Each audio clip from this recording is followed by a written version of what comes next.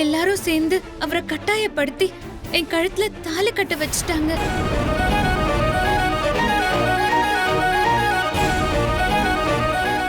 இதெல்லாம் தெரிஞ்ச பின்னாடி அவர் வாழ்க்கையில குறுக்கிட கூடாதுன்னு நான் முடிவு பண்ணேன்க்கா. அவருக்கு பிடிச்ச பொண்ணோடயே அவரு வாழ்றதாங்கா சரி. அப்பவே அவர்கிட்ட இருந்து நான் விலகிட்டேன்க்கா.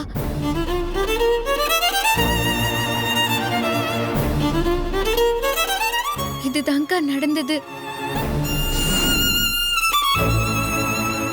அண்ணா மேடை வரைக்கும் வந்து கல்யாணம் நின்னத என் மாமாவால ஜீர்ணிச்சுக்க முடியல.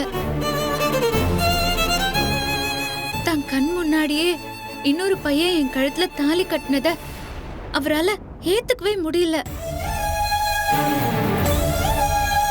அன்னையில இருந்து எங்க மாமா என் கழுத்துல இருக்கிற தாலிய பிச்சு எரிஞ்சிட்டு அவரு கையால தாலி கட்டியே ஆகணும்னு ஒரு பிடிவாதத்துல இருக்காருக்கா.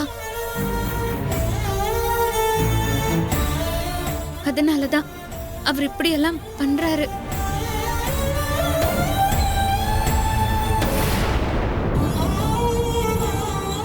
அதனாலதான் என்ன கடத்திட்டும் போனாரு.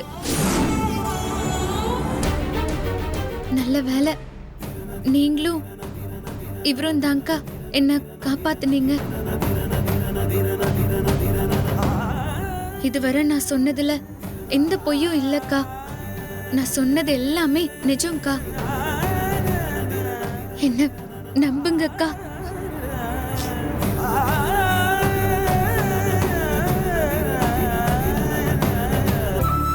இதுவரை நான் சொன்னதுல எந்த பொய்யும் இல்லக்கா. நான் சொன்னது எல்லாமே நிஜம்க்கா. என்ன நம்புங்கக்கா.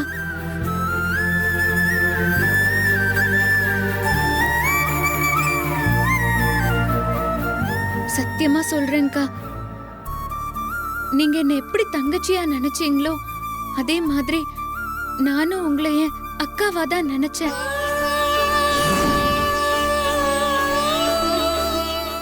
இப்பவும் நினைக்கிறேன். இவ்வளவையும் சொல்லி உங்களை கஷ்டப்படுத்தணுமான்னு நினைச்சுதான் உங்ககிட்ட இதெல்லாம் நான் சொல்லல. ஆனா நான் உங்ககிட்ட வேணும்னே மறைக்கிறேன்னு நீங்க நினைச்சிட்டீங்க. என் முகத்தை கூட பார்க்க பிடிக்காத அளவுக்கு உங்களுக்கு கோபம் வந்துருச்சு. அதனாலதான்க்கா எல்லாத்தையும் உங்ககிட்ட சொல்லிட்டேன்.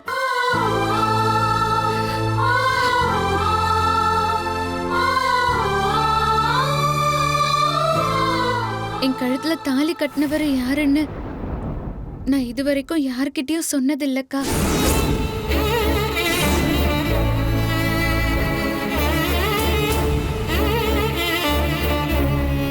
இனிமேலும் சொல்ல போறது இல்லக்கா. எனக்காக இவ்ளோ நல்லத பண்ணவர எப்படிக்கா நான் யாருன்னு காட்டி கொடுக்க முடியும்?